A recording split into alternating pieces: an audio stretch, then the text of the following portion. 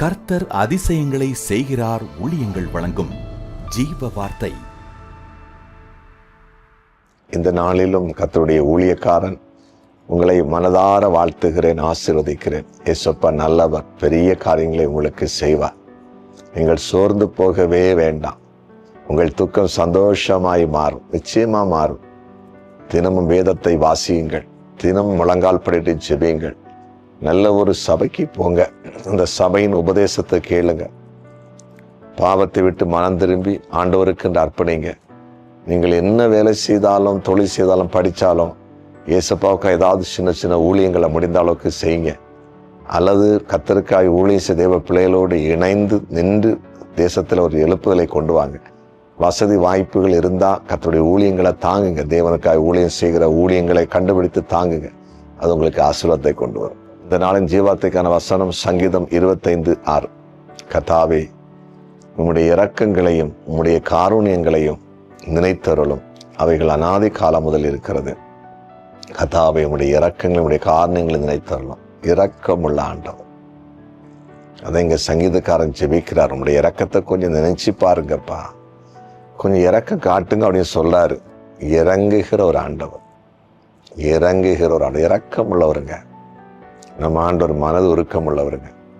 நினிவே பட்டணத்து ஜனம் அநியாயம் செய்து அக்கிரமம் செய்து தேவனுடைய கோபாக்கினைக்கு ஆளான போது ஆண்டவர் நினிவேக்கு யோனா தீர்க்கதரிசி அனுப்பி எச்சரிக்கை கொடுத்த நேரத்தில் அவங்க மனம் மாறினாங்க. பொல்லாப்பை விட்டு திரும்பின உடனே இறங்கிட்டார்.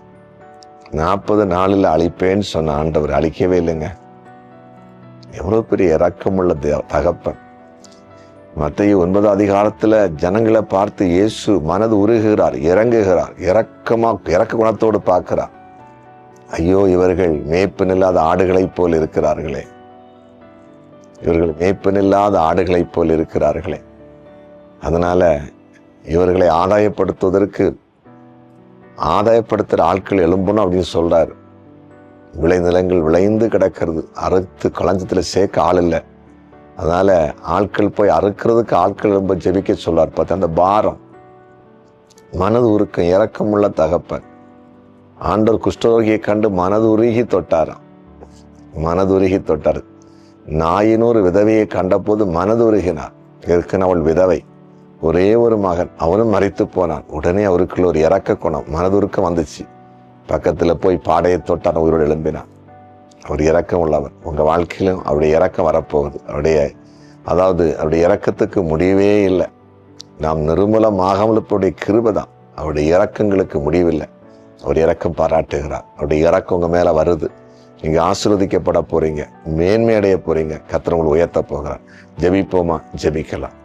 ஆமாண்டவரே, உம்முடைய பிரசன்னத்துக்காய் நன்றி. இரக்கமுள்ள எங்கள் அன்பு ஆண்டவரே, நீர் பேசின நம்முடைய வார்த்தைகளுக்காய் ஸ்தோத்திரம். இரக்கம் பாராட்டும், உடைய பிள்ளைகள் இரக்கம் பாராட்டும். நீர் இரக்கம் பாராட்டினீங்கன்னா வியாதி சுகமாகும், பிரச்சனைகள் முடியும், சமாதானம் உண்டாகும், மேன்மை உண்டாகும். நீர் அப்படி செய்க நன்றி. வியாதிஸ்தர்களுக்காய் ஜெபிக்கிறேன், இப்பொழுது சுகமாக்கும்.